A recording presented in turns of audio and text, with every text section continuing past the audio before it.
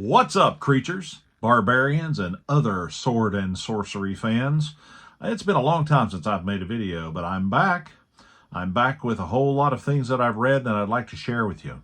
I'm going to be talking tonight about something very special to me, something very, very important. And I'll talk about that in just a second.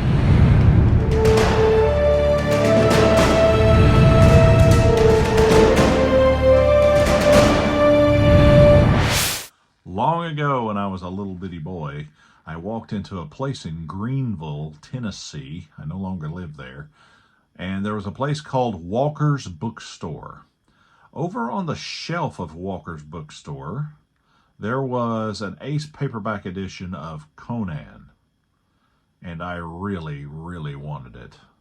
Well, I ended up getting it, and matter of fact, back about here is the whole set and more Conan books.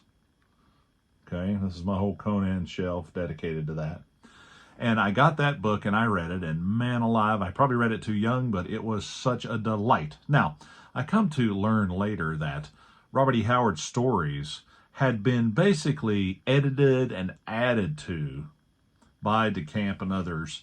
And so I was able to go back later and read the originals, and boy, they were amazing. So I went all through the Tor years where Conan was released, where Conan novels were released, and the pastiche novels were released, and I have a bunch of those. I'm still working on trying to get all of those, and I have been a huge Conan the Barbarian fan ever since. Well before Arnold did his famous role, which I really enjoyed the movie also, even though it's not exactly Howard's Conan, it's still a whole lot of fun. Matter of fact, if you see right here behind me, I keep pointing the camera instead, right here behind me, I have a poster of the famous Barbarian piece of artwork by Frazetta back there. I absolutely love it. I love everything about it. And I recently was watching BookTube and scrolling through and watching some other booktubers, and I saw a particular video, which I'm not even going to worry about naming what it was, but this particular individual was just trashing Conan, absolutely trashing it, talking about how terrible it was, how misogynistic it was, how all of these things that this individual didn't like, and he's welcome to his opinion, and that's fine. But I saw that, and I'm like, my goodness, are there no advocates for vintage sword and sorcery? And frankly, I think the argument that Conan is misogynistic and not a good character and problematic and all of this stuff is kind of utter nonsense. Frankly, there are some times that Conan is pursuing women for maybe less than noble reasons, but one of those reasons is because he has been bewitched by magic, and all the other times Conan, he may be a little bit gruff, but he never forces his hand to anyone, and he never shows disrespect to women at all. Matter of fact, he battles side by side with some. And so I've never really understood the argument that Conan was a misogynistic, problematic character. I don't get it. Maybe that's just me, but I don't understand it. If you differ, that's fine, and you can leave a comment down in the darkness down here, as Jason's Weird Read says, and I will try to address any concerns you might have about that, because it is kind of my thing. I absolutely love it. So with that, I got a hold of this book, recently, Conan, Blood of the Serpent, by Sterling, and it's a good book. Interestingly enough, what it is, it's another pastiche, but it takes place right before Robert E. Howard's Red Nails novel does. And honestly, I will be really frank about my likes and dislikes about this book. I think there are moments in it that are truly remarkable. They're really great. It's a lot of fun to be back in Conan's world and following him about and seeing the action take place. But this book, while absolutely gorgeous, just look at this thing. Gorgeous. This book kind of moves a little bit on the slow side. It really does. It's a little bit slow. I did like it, but I don't know that a non-Conan fan would be as enamored with it as, say, I am. I do think it's a little bit weaker than a lot of other stories.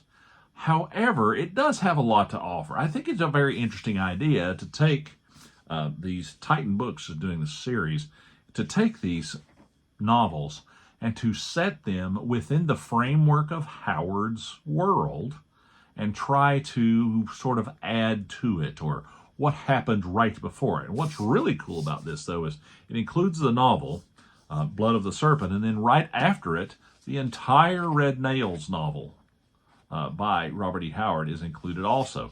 And so literally the action of the book, the new book, ends, and then Red Nails starts, and it's right where it's supposed to pick up. So it was an interesting concept. It's a little convoluted, and it's a little bit rough, but it works. It's okay. It's very entertaining. It was a lot of fun, though my chiefest complaint is there was a whole lot of wandering around in the wilderness and dealing with animals and some bad guys that were mediocre at best. And it really kind of felt like this author truly had to struggle a little bit to get a full novel of what he was trying to do. Now, that's not a criticism so much as it is an observation. This is still definitely worth reading if you're interested in Conan. It was a lot of fun. It's very well done, and I absolutely want to throw my support behind this because they are continuing to put out, I think the plans are to continue to put out some novels. And, just a little bit of a preview. I haven't read this one yet, but this one is the second one that they've put out, City of the Dead. And this is John C. Hawking. Some of you will remember him from back in the day.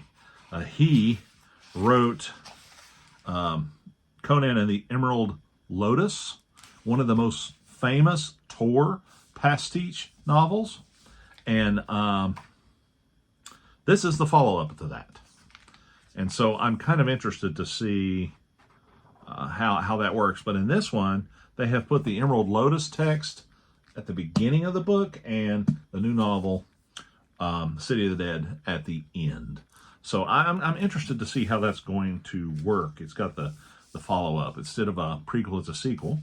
And they've placed it so in this book. And it's also a very beautiful, beautiful book. I really, really like it. It's magnificent. Well, I'm not going to talk about that one so much until I've actually read it. But something else I wanted to share with you. I'm not really sure what's going on with this one. And if you were one of the few people that follows this stuff, and you were fortunate enough to order these, you are very lucky. Something's going on behind the scenes, and I don't know what it is. This is Conan, The Siege of the Black Citadel, which I haven't read yet, and Conan, Caravan of the Damned. These are by Chuck Dixon. This is Chuck Dixon writing Conan. He's a comic book writer. And these books came out, and they sold out almost immediately. I mean, I was like on the trigger, like buying them as soon as they hit. And I was able to get both of these. But to try to get them now is pretty difficult. I don't know why. And I don't know if there are more coming. There were supposed to be a whole bunch of these. As you can see, this is number 1. Hold that a little bit awkward there. This is number 1. And this is number 2. Okay? And so it reminded me of something that happened back a while ago. And Robert M. Price has an edition here called The Temple of the Black One. And this was an homage to Robert E. Howard's Conan. Okay, so you can still get this one. It's really thin, but you can still get it on Amazon. But the other two are much harder to come by these days, and I'm not sure exactly why. I don't know what's going on. I did try to look and see what is up with that, but I couldn't really find anything definitive.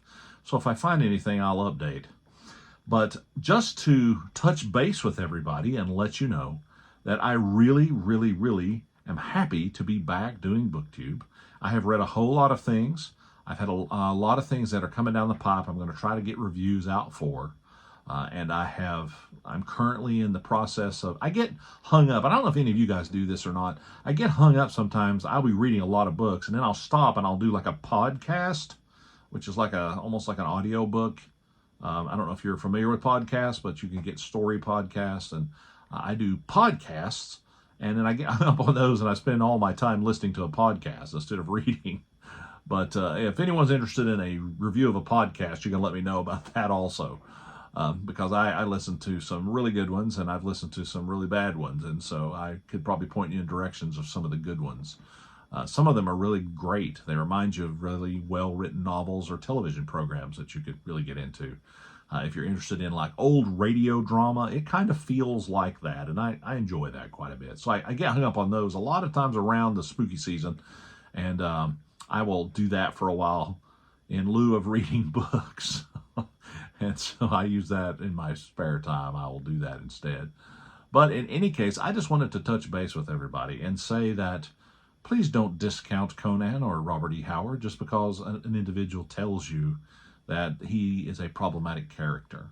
I know there was some discussion of Amazon doing a show or Netflix or one of those, and I heard a rumor that it was basically the scripts were written and they were excellent. They were based on the works of Howard, and then somebody behind the scenes nipped it in the bud because they said, well, Conan's a problematic character. And I really wonder if that person's actually read Robert E. Howard at all. Because Conan's not problematic. He's barbaric. And he acts like a barbarian should. And so I think sometimes when we bring our modern day politics into the things that we are trying to use for entertainment, it messes up entertainment just a little bit. Now, I'm not saying we shouldn't be sensitive to the needs of others. We absolutely should. However, I do think we can take it too far. What do you think? Do you think we can take it too far? Let me know how you feel about this down in the comments. As for me, I'm going to crush my enemies, see them driven before me, and hear the lamentations of the women.